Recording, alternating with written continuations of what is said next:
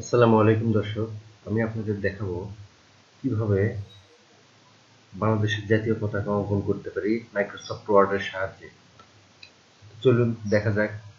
তবে অবশ্যই সাবস্ক্রাইব করে চ্যানেলের সাথে থাকতে ভুলবেন না।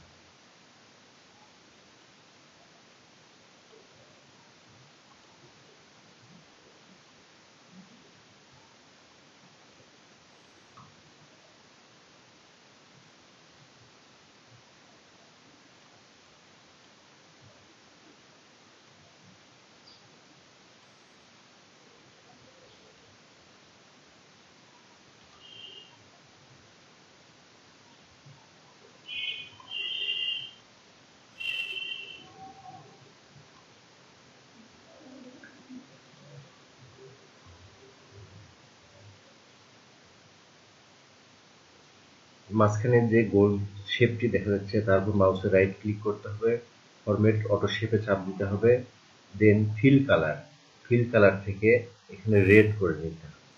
ওকে, দেন এখানে ক্লিক করতে হবে, তারপর ফরম্যাট অটো শেপ, তারপর এখানে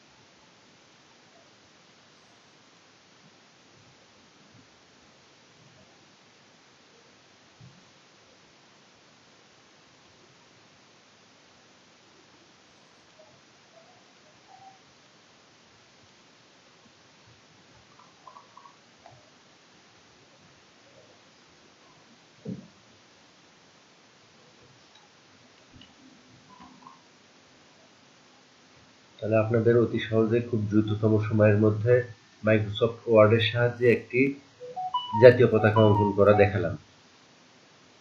অবশ্যই চ্যানেলটির সাথে থাকবেন, সাবস্ক্রাইব করুন। আসসালামু আলাইকুম।